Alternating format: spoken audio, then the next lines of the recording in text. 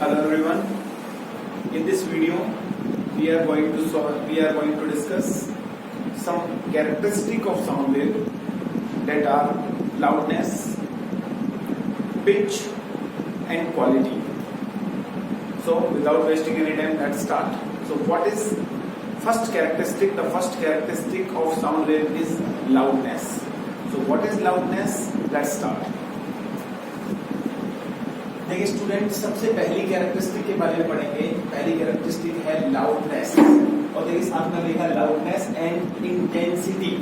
Actually में हम इन दोनों कैरेक्टरिस्टिक को एक साथ पढ़ेंगे स्टूडेंट. लाउडनेस और इंटेंसिटी को एक साथ पढ़ेंगे कि लाउडनेस क्या होती है और इंटेंसिटी क्या होती है. दोनों का डिफरेंस इस वीडियो में एक्सप्लेन करेंगे, अच्छे से समझेंगे कि दोनों में डिफरेंस क्या है एक्चुअली में.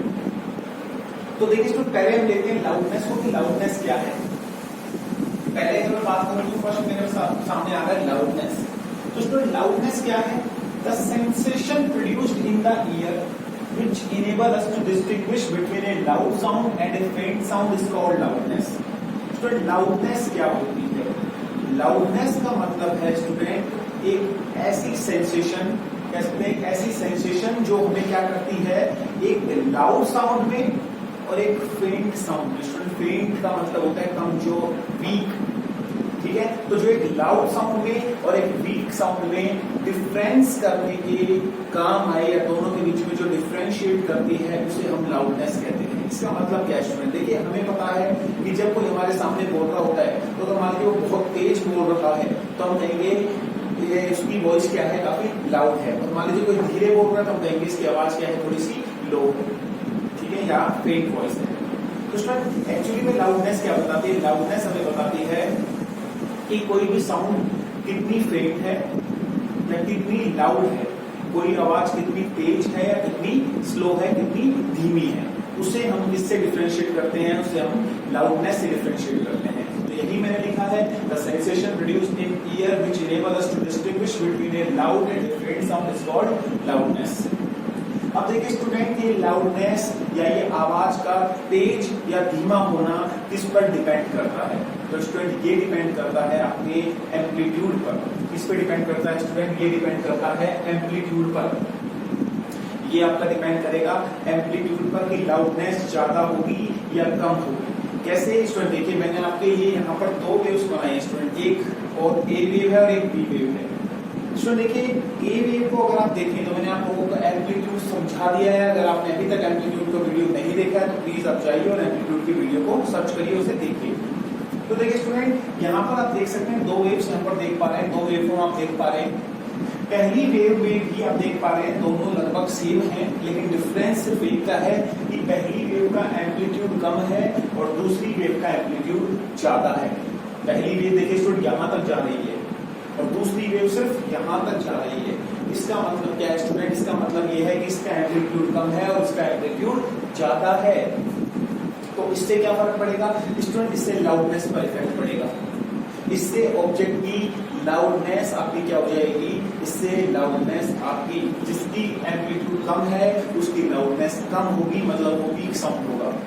और जिसकी लाउडनेस ज्यादा है वो आपकी जनरली लार्ज साउंड हो गया, कह सकते हैं लाउड साउंड होगी. तो स्टूडेंट, इन दोनों केस में अगर मैं कहूं तो ये फेंट साउंड होगी और ये आपका लाउड साउंड होगी. तो इन डायरेक्टली हम कह सकते हैं कि जनरली आपका लाउडनेस किस पर डिपेंड करती है? Loudness depend on the amplitude. ठीक है स्टूडेंट, तो आई थिंक आपको लाउडनेस क्लियर हो गया होगा कि लाउडनेस मतलब जिस वेव का एम्पलीट्यूड ज्यादा होता है वो साउंड आपकी लाउड साउंड होती है, और जिस वेव का एम्पलीट्यूड कम होता है वो आपकी फेंट या वीक साउंड होती है.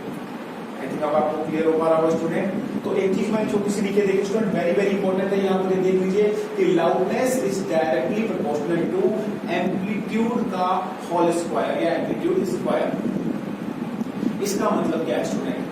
इसका मतलब यह है स्टूडेंट कि जैसे जैसे आपका एम्पलीट्यूड इंक्रीज होगा वैसे वैसे आपकी लाउडनेस भी इंक्रीज हो जाएगी.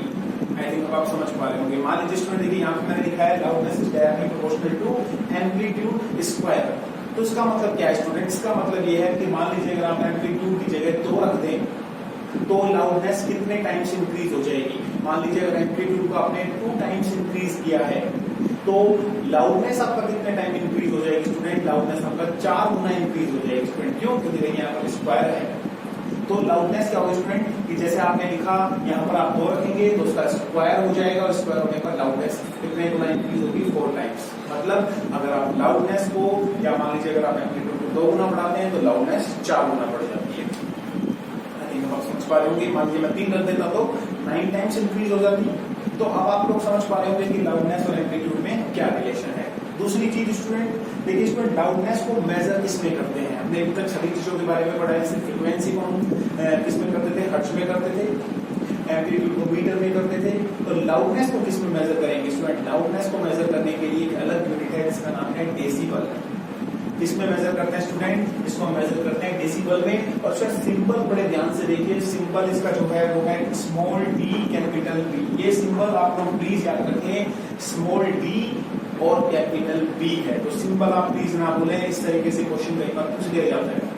तो सिंबल क्या होता है डेसिबल का? Small D capital B.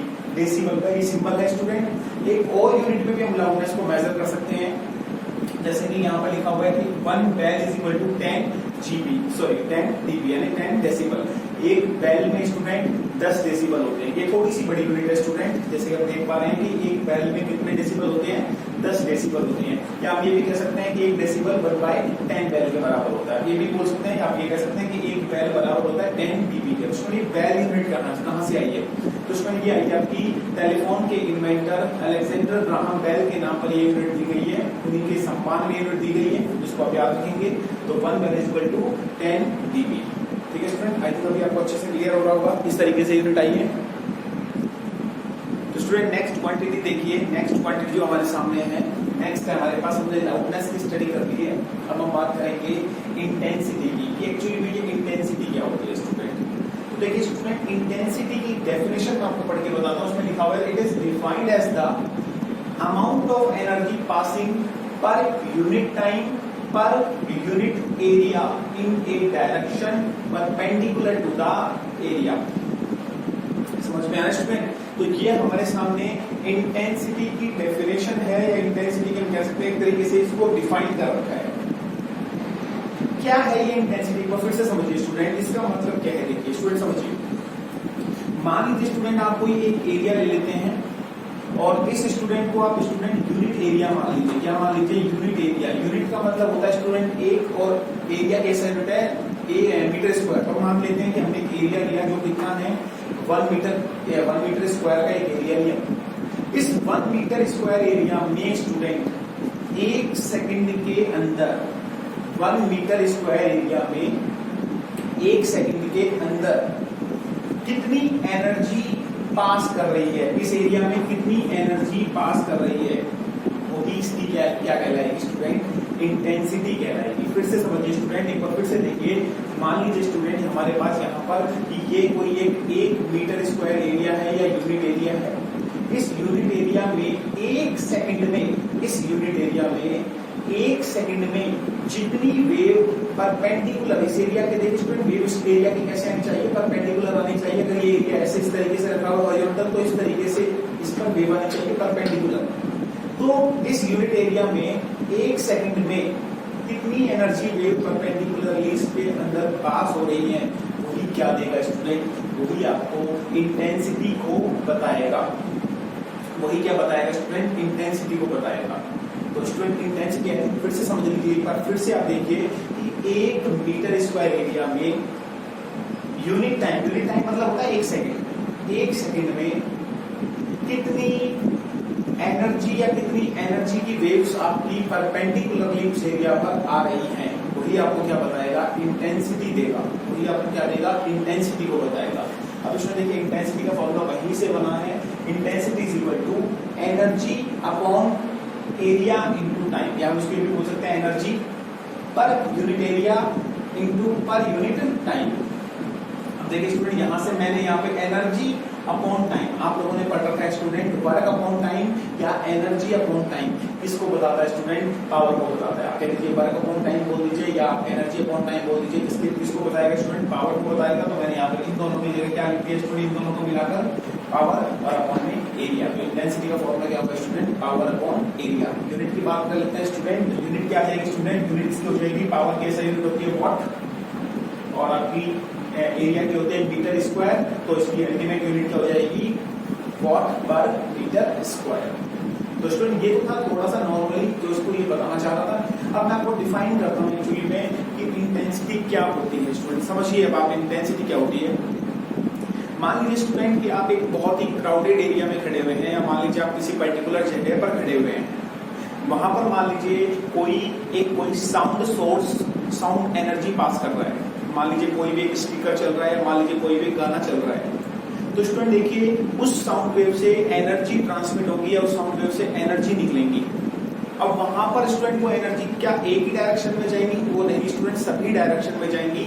जितनी भी डायरेक्शन होगी सभी में वो क्या करेगा, एनर्जी को ट्रांसमिट करेगा। अब मान लीजिए स्टूडेंट वहां पर 3 आदमी खड़े हुए हैं, ए बी और सी। मान लीजिए आपके 3 आदमी खड़े हुए हैं, ए बी और सी, 3 मेंस वहां 3 पर्सन वहां पर ए बी सी खड़े हुए हैं। क्या स्टूडेंट वो जो एनर्जी पास हो रही है, क्या वो ए के लिए अलग होगी, बी के लिए अलग होगी या सी के लिए अलग होगी? तो स्टूडेंट याद रखिए एनर्जी जो पास होगी वो तीनों के लिए बराबर होगी। मतलब ए के पास जितनी एनर्जी आएगी उतनी ही एनर्जी बी के पास आएगी उस सोर्स से, उस साउंड सोर्स से ए के पास जितनी एनर्जी आएगी उतनी ही एनर्जी बी के पास आएगी और उतनी ही एनर्जी आपके सी के पास आएगी। तो स्टूडेंट इसमें क्या फर्क पड़ेगा? तो स्टूडेंट हम कहेंगे कि यहाँ पर जो साउंड की इंटेंसिटी है वो तीनों के लिए क्या है, बराबर है, क्योंकि तीनों को सेम टाइम में बराबर अमाउंट की एनर्जी मिल रही है। तो फिर स्टूडेंट इसमें अंतर क्या है? तो अंतर यहाँ लाउडनेस का आएगा स्टूडेंट, लाउडनेस का अंतर आएगा। कैसे?